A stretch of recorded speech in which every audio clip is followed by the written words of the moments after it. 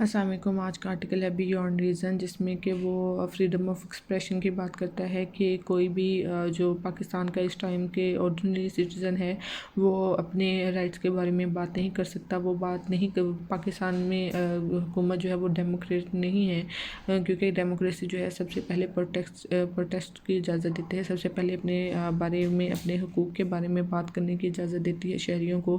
اور حال ہی میں دیکھا کہ وکیل جو ہیں ایمان مزاری، انہوں نے جو ہے اسلام آباد میں پی ٹی ایم کے جلسے میں جو ہے وہ اپنی بات کی، اپنے رائٹس کے بارے میں بات کی، لیکن انہیں جو ہے ان کی جو تقریر تھی اسے جو ہے وہ دہشت گرد قرار دیا اور انہیں جو ہے وہ گرفتار کر لیا گیا۔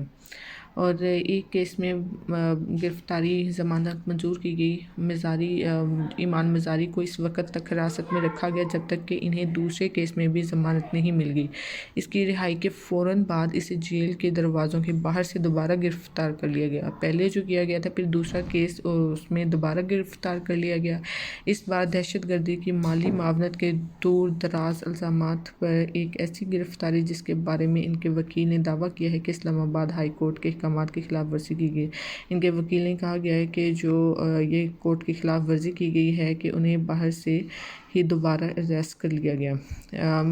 ایمان مزاری جو ہے پی ٹی ایم کے واضح رہنما علی وزیر کی ابھی تک ضمانت نہیں ہو سکی۔ انہوں نے بھی تقریر کی تھی اور ان کی تقریر کو بھی دہشت گردانہ قرار دے دیا گیا، حالانکہ وہ کہتے ہیں کہ میں نے کوئی گناہ نہیں کیا، میں نے ایسا کام نہیں کیا جس سے مجھے دہشت گرد قرار دیا جائے۔ اور 2 سال سے زائد عرصے تک مختلف بہانوں سے جیل کی سلاخوں کے پیچھے رکھا گیا، باوجود اس کے کہ انہیں کئی بار بری کیا گیا اور ضمانت دی گئی، لیکن 9 مئی کے بعد حکام کی خوشنودی پر بار بار قید میں ڈالے جانے کے انداز میں خوفناک پیش گوئی ہوئی ہے، جو کہ 9 مئی کا انسیڈنٹ ہوا تھا۔ اس میں وہ کہتا ہے کہ اس کے بعد جو ہے وہ سخت ایکشن لیا گیا، انہیں بار بار وہاں رکھا جاتا ہے۔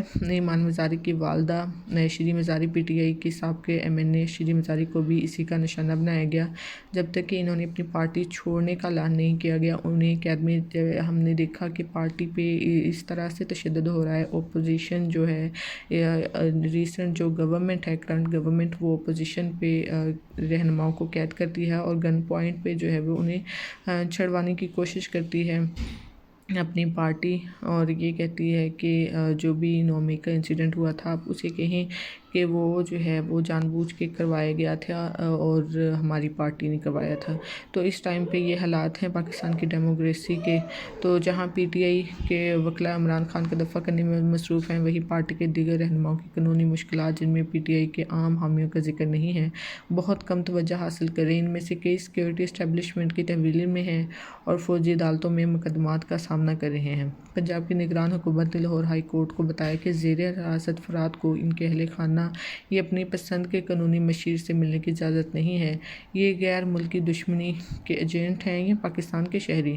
کہتا ہے کہ انہیں ملنے کی اجازت نہیں ہے، جنہیں عورتوں کو بھی رکھا گیا ہے جیلوں میں قید کر کے 9 مئی کے واقعے کے بعد۔ کہتا ہے کہ یہ غیر ملکی دشمن کے ایجنٹ ہیں یا پھر پاکستان کے شہری؟ آج طاقت کے بے دریغ استعمال کا مشاہدہ کیا جا رہا ہے کہ جس کی وجہ سے پاکستان ایک ایسے ملک کی طرح دکھائی دے رہا ہے جو انصاف کی ان عالمی اصولوں سے بالکل بے نیاز ہے، جن پر اس کا کہتا ہے کہ کانسٹیٹیوشنل کرائسس ہے، اس کی کانسٹیٹیوشن کے مطابق کوئی بھی کام نہیں کیا جا رہا، اور یہ طاقت کا استعمال کر رہے ہیں یہ لوگ، پارٹیاں چھڑوا رہے ہیں گن پوائنٹ پہ۔